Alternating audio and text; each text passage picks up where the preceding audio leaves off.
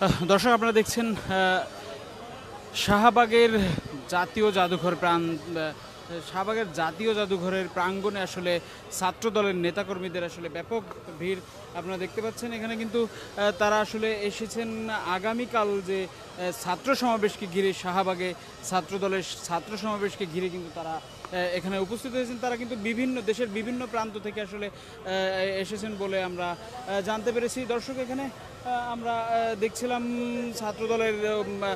ছাত্রদলের নেতাকর্মীরা বা ছাত্রদলের যারা সভাপতি সেক্রেটারি আছেন তারা কিন্তু এখানে থেকে আসলে ছাত্রদলের কর্মীদের দিক নির্দেশনা দিচ্ছিলেন এবং তাদের কথা বলছিলেন। কিছুক্ষণ আগে আমরা দেখছিলাম। দর্শক, আমরা দেখতে পাচ্ছি ছাত্রদলের বিপুল সংখ্যক নেতাকর্মী কিন্তু এখানে এসেছেন বিভিন্ন প্রান্ত থেকে। আপনারা দেখছেন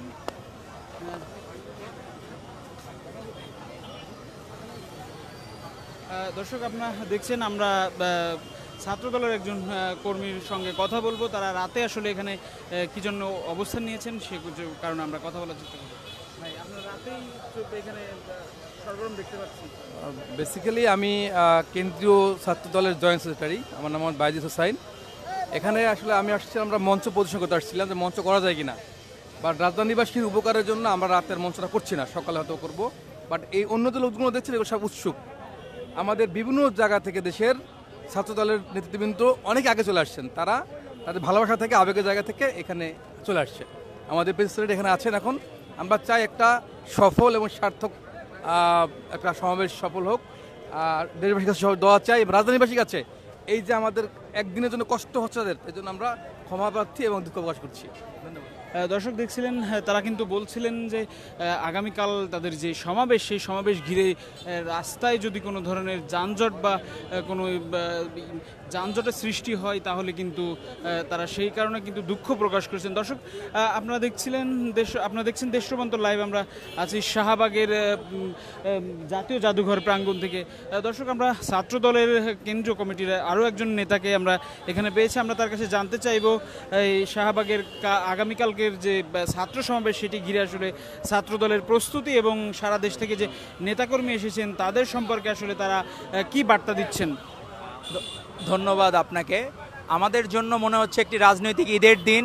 আগামীকাল আমাদের সর্ববৃহৎ ছাত্র সমাবেশে উপস্থিত থাকবেন আমাদের বিএনপির ভারপ্রাপ্ত চেয়ারম্যান, আগামী রাষ্ট্রনায়ক ভারপ্রাপ্ত চেয়ারম্যান জনাব তারেক রহমান। সারা বাংলাদেশ থেকে আমাদের নেতাকর্মীরা সুশৃঙ্খলভাবে উপস্থিত হচ্ছেন এই ঢাকা শহরে বিভিন্ন জায়গায়। আপনারা দেখবেন চিটাগাং থেকে একটি ট্রেন নিয়ে তারা তার টাকা পরিশোধ করে দিয়ে আগেই তারা বুকিং দিয়ে এসেছেন এবং নিয়ম মাফিক ট্রেনের যে ছাড়ার টাইম সঠিকভাবে সেই টাইম ঠিক রেখে তারা আসবেন এবং তারা প্রোগ্রাম সুশৃঙ্খলভাবে শেষ করে চলে যাবেন। এবং আপনি দেখবেন যে দিক নির্দেশনা যেভাবে দেওয়া হয়েছে, কোনো ব্যানার ফেস্টুন আনা যাবে না এবং কোনো জায়গায় যারা বসবে ওই জায়গা পরিষ্কার করে স্থান ত্যাগ করতে হবে।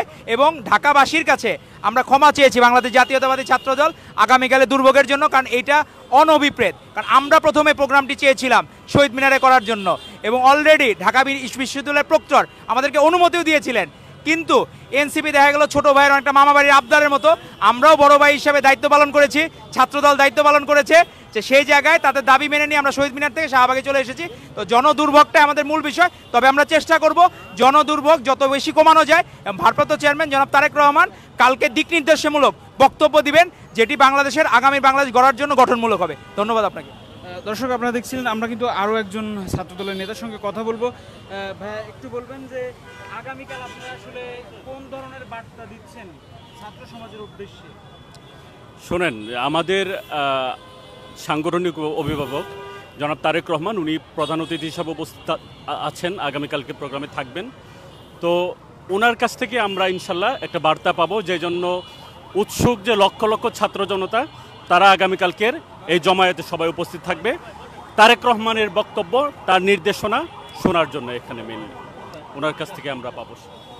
দর্শক, আপনারা দেখছিলেন এখানে কিন্তু ছাত্রদলের কেন্দ্রীয় নেতা ছাড়াও কিন্তু সারা দেশ থেকে ছাত্রদলের নেতাকর্মীরা কিন্তু ইতিমধ্যে এসে উপস্থিত হয়েছেন। আমরা দেখতে পাচ্ছি এখানে কিন্তু নেতাকর্মীদের পদচারণায় আসলে সরগরম হয়ে উঠেছে এই শাহবাগের জাদুঘর প্রাঙ্গণ।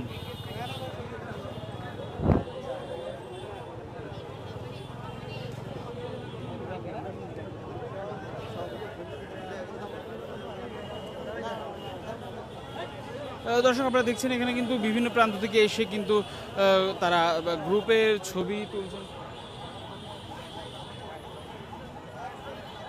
দর্শক আমরা কিন্তু জগন্নাথ বিশ্ববিদ্যালয়ের ছাত্রদলের যুগ্ম সাধারণ সম্পাদক পদমর্যাদার একজন কর্মীকে পেয়েছি, তার সঙ্গে আমরা কথা বলার চেষ্টা করব। আগামীকালের যে ছাত্র সমাবেশ, সেই ছাত্র সমাবেশ ঘিরে তার প্রত্যাশার কথা জানবো আমরা। আসসালামু আলাইকুম, আমি জগন্নাথ বিশ্ববিদ্যালয়ের যুগ্ম আহ্বায়ক।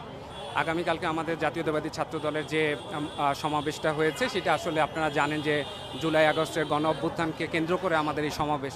আমরা চাই আগামীকালকের সমাবেশটা আমরা সুষ্ঠুভাবে এটা সমাবেশটা সংগঠিত করব এবং জুলাই আগস্টের যে চেতনা, সেই চেতনাকে বাংলাদেশ জাতীয়তাবাদী ছাত্র দলের মাধ্যমে সারা বাংলাদেশে ছড়িয়ে দিতে চাই। আপনারা জানেন যে 16-17 বছর আমরা ফ্যাসিস্টের আমলে অনেক নির্যাতনের শিকার হয়েছি, আমরা বাক স্বাধীনতা হারিয়েছি। এই জুলাই আগস্টের অভ্যুত্থানের মাধ্যমে আমরা দ্বিতীয় স্বাধীনতা পেয়েছি। সেই স্বাধীনতা ধারণ করে আগামী বাংলাদেশকে বিনির্মাণ করার চেষ্টা করব, এটাই আমাদের ইচ্ছা, আকাঙ্ক্ষা। ধন্যবাদ। দর্শক দেখছিলেন এখানে কিন্তু বিভিন্ন পর্যায়ে নেতাকর্মীরা আসলে রাতে অবস্থান করছেন শাহবাগের যে জাতীয় জাদুঘর আছে সেই প্রাঙ্গণে। আপনারা দেখছিলেন দর্শক, আমরা ছিলাম দেশ রূপান্তর লাইভে। আপনারা পরবর্তী খবর জানার জন্য আমাদের সঙ্গেই থাকুন।